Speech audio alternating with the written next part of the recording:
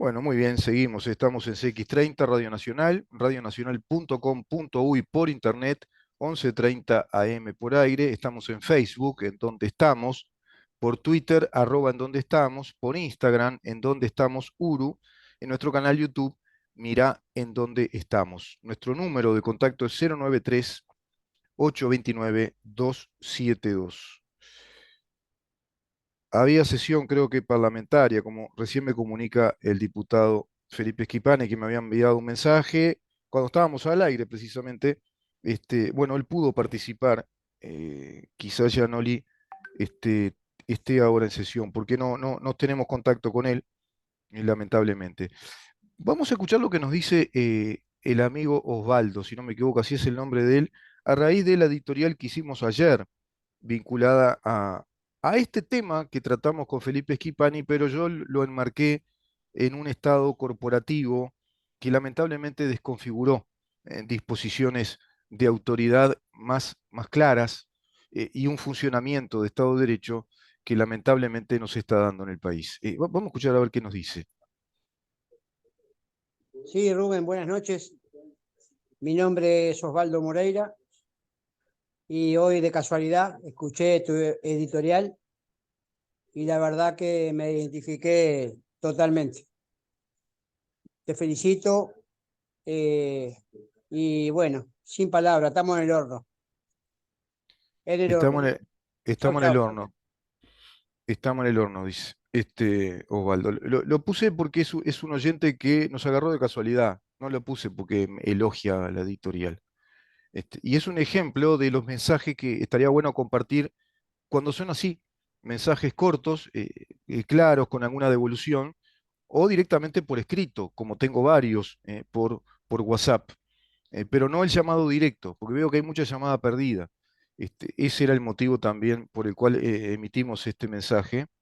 Y por supuesto, para entender que muchos uruguayos se sienten identificados con lo que uno ve, que uno no está viviendo en Marte, ni estamos locos, ni tenemos algo así como una predilección por instalar algún tipo de teoría de la conspiración, porque ese es otro tema que se ha instalado en los medios y especialmente desde el oficialismo de lo políticamente correcto o desde, si vos querés, la política oficial instalada ya a nivel planetario.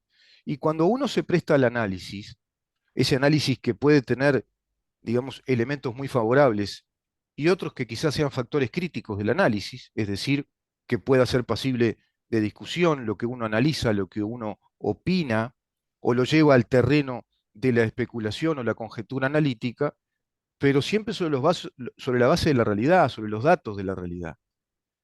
Y es evidente que hay muchos datos de realidad que nos llevan a esa conclusión.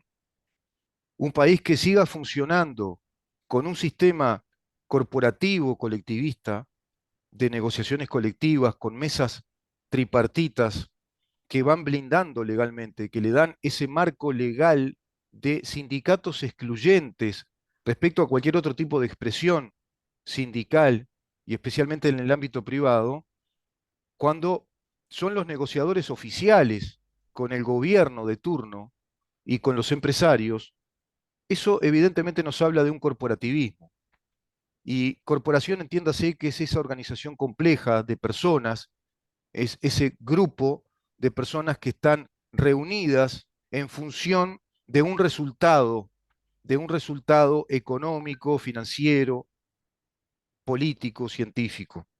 Es evidente que lo corporativo no obedece a un sentimiento nacional.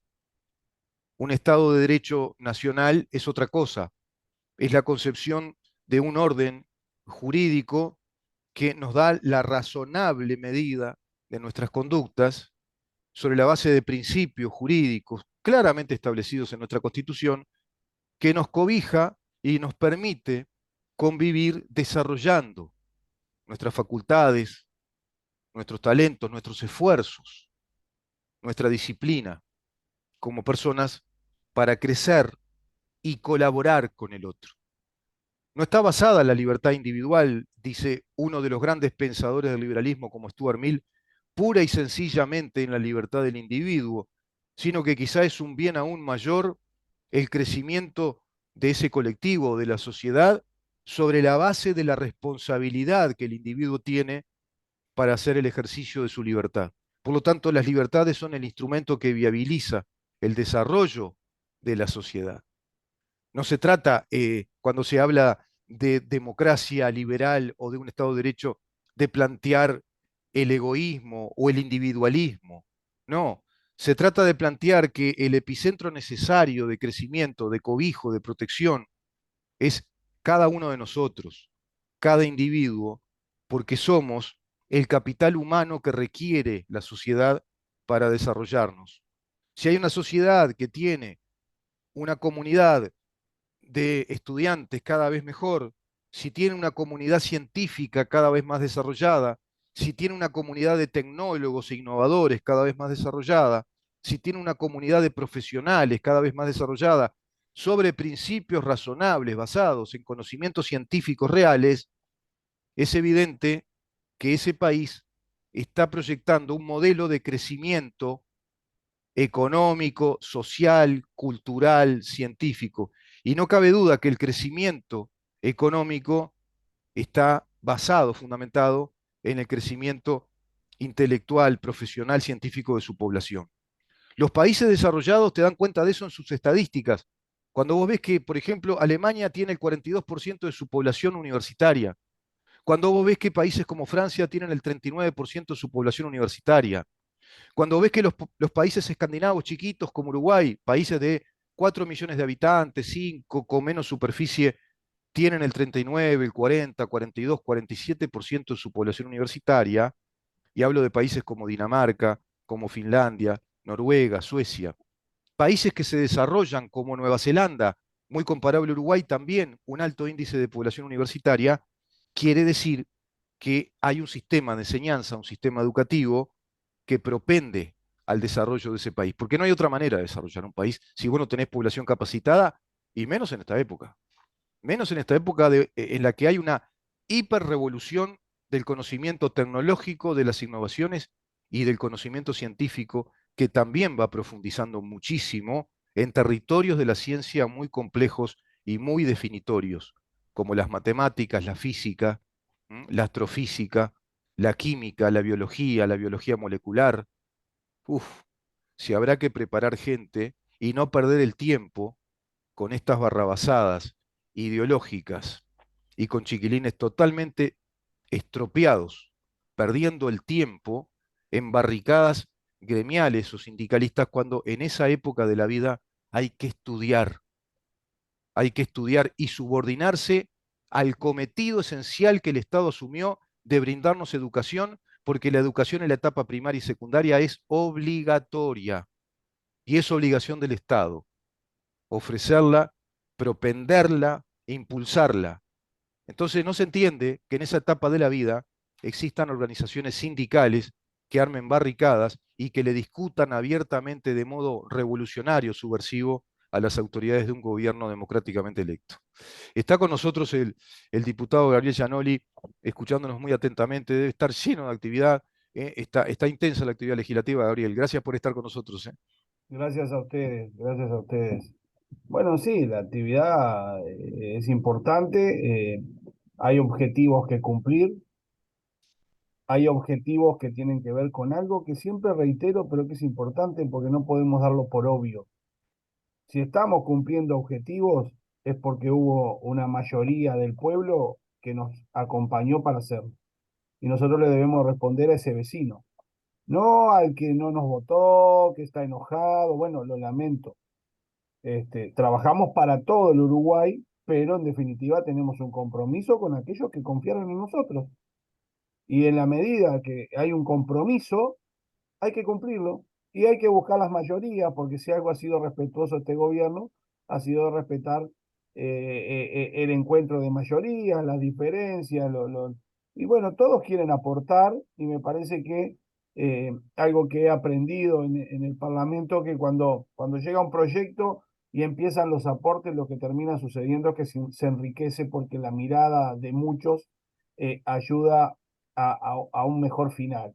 Y en ese orden es en lo que estamos. Yo te escuchaba ahora y y parecería que existe un mundo paralelo donde mirando la televisión y viendo el ruido que hace la oposición, utilizando muchas veces a esta juventud, pero yo lo que le diría a la audiencia es que no mire la tele, que mire su entorno, que mire el barrio, y va a encontrar que un montón de gurizada no termina la educación. En los barrios de contexto más vulnerable estamos en graves problemas. Siempre pongo el mismo ejemplo. Pese a la problemática que tiene la Argentina, que parecería que es un caos. Ahora, cuando hablas con todos los que viajan, parecería que la crisis no está.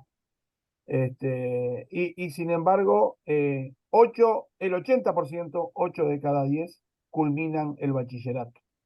O sea que hay cosas que no se distraen. Aquí lamentablemente distraemos las cosas importantes, las cosas claves. Tendríamos que estar todos abrazados para que nuestros jóvenes estudien y entren al mundo real de hoy, que no es aquel mundo en el que estudiamos nosotros. Sí. Hay otra realidad. Otras exigencias, ¿no? Pero bueno, la demostración es clara. ¿Cuánto duró el tema este de Java? Y duró un día y algo, dos en su momento, y estaba la primera plana del Frente Amplio y del PIN-CNT allí. Si eso no es la demostración de que estamos incitando, ¿cuánto extrañamos a los dirigentes serios del Frente Amplio? ¿Cuánto extrañamos a aquellos dirigentes que bajaban la pelota? No extrañamos a Mujica, porque cuando en secundaria se hizo este, una ocupación, está ahí el video si lo quieren ver, cómo fue que fueron a hablar con ellos. Yo felicito al director de Convivencia y Seguridad, cómo fue y se presentó allí, aún faltándole el respeto a algún atrevido, esa ofensa que le hicieron a la policía, Mm. por parte de uno que parecía que si ese estudiante viene repitiendo hace por lo menos 20 años. Ah, sí, yo vi lo mismo, ¿no? Estaba un poquito ¿Eh? de para ser Si estudiante del está en IABA. el liceo esa persona que debe rondar los 35 40 años, estaría bueno que se pusiera a estudiar. Yo recuerdo que a mí me Ahora tocó ir a la habría escuela. que seguirlo ese muchacho, ¿no? Porque ¿cómo puede ser que así impunemente va y le pega un cachetazo a una policía? Bueno, pues ese Sí, es el sin problema problema. que tenemos en la doble vara de la justicia, lamentablemente, Ah, sí, de la claro, fiscalía, y claro. a la hora de medir. Un hecho de ese tipo, si lo hubiera realizado cualquier otra persona que no fuera de ese círculo, hoy estaría detenido y yo calculo que formalizado por agresión, calculo. Pero bueno, esas son las cosas a las que nos enfrentamos, pero como siempre digo, Que seguro. aquí 6 de 10 decidieron acompañar a este gobierno. De la audiencia que nos escucha, 6 de 10 decidieron acompañar a este gobierno. ¿Y qué saco y valoro yo? Que no hubo un presidente que dijo, festejemos los que ganamos. No, no. Tuvimos un presidente que se ocupó de todos los uruguayos. Mm. No como teníamos antes, que algunos festejaban y otros la mirábamos desde la tribuna. Por lo menos Ahí dijo es donde festejen tenemos que, uruguayos y no dijo festejen uruguayos y uruguayas, por lo menos, ¿viste? Porque ahí si, donde tenemos que afirmarlo, ahí donde tenemos que buscar noticias positivas, no noticias falsas inventadas. Nosotros nos damos noticias inventadas positivas. No, no, no, decimos la realidad. Y cuando en este país nos encontramos con que había más de 1000 hogares de ancianos irregulares a lo largo y ancho del país sin estar registrados, bueno, hoy podemos decir que el directorio de UTE le exonerará el 50% del consumo a los hogares de ancianos sin fines de lucro. ah, Y favorecerá a aquellas personas con pensión a la vejez, que tenían un bono que era asistencia a la vejez, que llegarán a 7.140 personas mayores de 70 años que tendrán un bono social con el cual pagarán y con el cual exonerarán casi hasta el 90% del consumo de energía, porque algún distraído por ahí dice, no, esto es para el cargo fijo. No, no, no, no. Es del consumo mensual de energía de los hogares de ancianos que estén registrados en el BPS y que no tengan fines de lucro, pagarán el 50% de la energía, con lo que significa contribuir con todas esas personas, pero contribuir con quienes los cuidan, que en definitiva son aquellos que también trabajan por el bien de los demás, que es lo que debemos de buscar. Pero Ahí eso es donde, esas son las noticias que debemos dar. de pronto acá yo haciendo de abogado del diablo, ¿no? De pronto muchos no pueden pensar con lógica, sí, pero esa exoneración impositiva después no la pagan otros, no la pagamos otros, porque el Estado lo que... Totalmente. claro, Pero yo no me cabe duda que el contribuyente que está escuchando esto, el que paga el impuesto, al que no le perdonan un mango, porque en este país, si algo es real, que al que emprende en la particular no le perdonan un peso. No le perdonan un día que resulta que tuvo un inconveniente familiar o lo que fuera y pagó con atraso el BPS, al otro día, ¡pum!, te baja la masa. sí. Yo creo que ese va a estar feliz de que las soluciones lleguen a quienes las necesitan. No las distraemos en regasificadoras, no las distraemos en sándwiches para almides como compraban en algún momento, no la distraemos en gimnasios para algún ministro, no, la distraemos en quienes lo necesitan. Porque ahí también tenemos un debe que este gobierno debe abordar, y si Dios quiere el próximo gobierno que va a ser nuestro también, que son los adultos mayores. Tenemos Y- un tema claro, social claro, grave, cultural, por claro. la irresponsabilidad muchas veces familiar frente a nuestros adultos mayores. Y ese es Y un no, tema que debemos de sí. abordar, porque nos hacemos los distraídos y resulta que el adulto tiene familia, Ujú, tiene nexos filiales importantes, pero parecería que es el Estado que tiene que darle la mano que le falta. claro. Y eso no, el Estado puede ir hasta un punto. Después está la vida cotidiana y la responsabilidad de aquellos que nos cuidaron, que cuando llegan a viejos tenemos que cuidarlos. Y lo que pasa, Gabriel, que el Estado mal acostumbró a muchos uruguayos. Como es un Estado que le dice que se encarga de todo lo hace el Estado acá, como bien decís, que a cualquiera que se atrasa un poquito, lo vivimos nosotros. El BPS viene, te aplica la masa y te cobra todo, porque el Estado, claro, es un Estado muy corporativo, yo digo. Pero bueno, No, lo son temas importante es a ir que viéramos corrigiendo. las cosas en forma integral, ¿no? En forma Bueno, integral. por No eso, por ejemplo, podemos, no podemos de cualquier película, de cualquier Hay, novela, hay, de hay- cualquier hay un hecho. tema, por ejemplo, que hay que plantearse en serio. ¿Por qué Uruguay no crece a nivel poblacional desde la década del 70? Algo pasa. Hay algo deficiente en el sistema país, en el modelo, que no permite crecimiento. Bueno, hay que revisar. Eso que tú decís es muy cierto. Es decir, hay un deterioro tan grande que quedó de gobiernos de 15 años de gobierno de una izquierda que ha deteriorado el país, que lo ha empeorado muchísimo. Hoy nos decía, por ejemplo, Felipe Schipani, 2.300 institutos de enseñanza totalmente deteriorados. Es decir, esto no es fácil. Es decir, hay que recomponer un país que viene muy en deterioro. El sistema educativo, como bien planteás, estropeó generaciones. Estropeó generaciones. Es decir, hay una deserción estudiantil muy grande en las primeras etapas de la educación. En esta época del mundo, y se va a hacer inviable un país así. No puede ser un país viable, un país que tenga una población que no esté preparada, sobre todo estas nuevas generaciones. Y temas que vimos contigo, por ejemplo, el deterioro alimentario, la inseguridad Pero alimentaria que había en los años 2014, 2015 al 2018, 2019. ¿Te acordás de las estadísticas que... totalmente, totalmente. Fíjate que hemos recorrido con Robert Silva, tratando de explicar la transformación educativa, los distintos barrios de Montevideo, reuniones donde van los vecinos y todo. Y de repente gente que vos ves que la mandan organizada a reclamarle a Robert Silva el año pasado que había escuelas que tenían problemas. Bueno, nosotros las recibimos así, las escuelas después de 15 años de gobierno que tuvieron plata de sobra, y los invito a que busquen en las redes sociales hoy comentarios de Astori sobre el gobierno de Mujica. Astori, que hoy opina de nuestro gobierno cuando bajamos impuestos y corremos peligro, es el que dice que Mujica gastó mucho y mal. Mm, Ahora, ¿quién estaba ahí con él acompañándolo? Era él, ¿no? seguro, Entonces, parece que nos claro. distraemos, nos lavamos las manos y vemos puntualmente una parte de la película. No queremos verla toda. ¿Era el ministro de Economía? ¿No era el ministro de Economía? Exactamente. Yo invito a las personas a que Subió el déficit fiscal, lo deja Mujica en el 3,8%. O sea, el disparo del déficit fiscal se da ahí, que después termina en un resultado final con el último gobierno de Tabaré Vázquez en el 5,1%.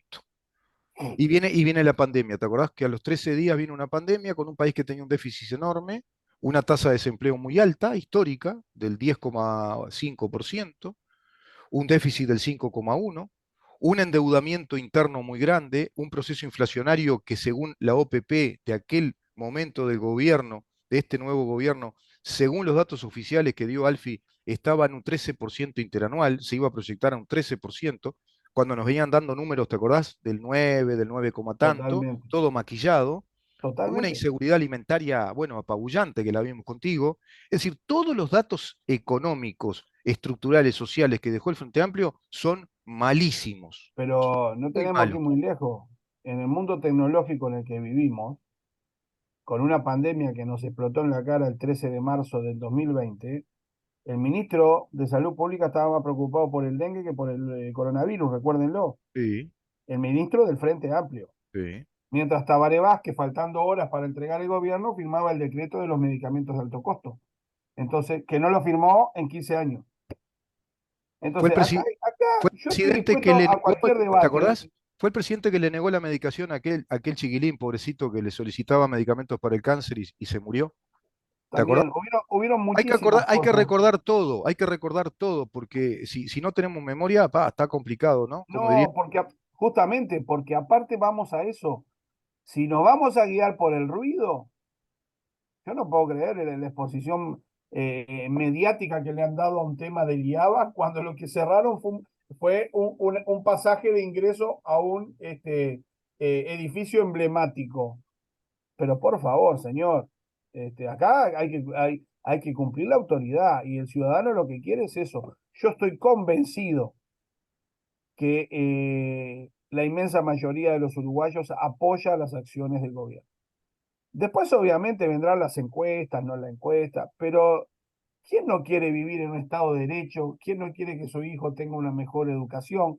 ¿Quién no quiere que los jubilados de ahora sigan cobrando su sueldo? Porque acá yo he visto gente repartiendo volantes jubilada, porque hoy convengamos que la inmensa mayoría de la militancia de la izquierda son aquellos veteranos que eran los jóvenes de los 70 y de los 80.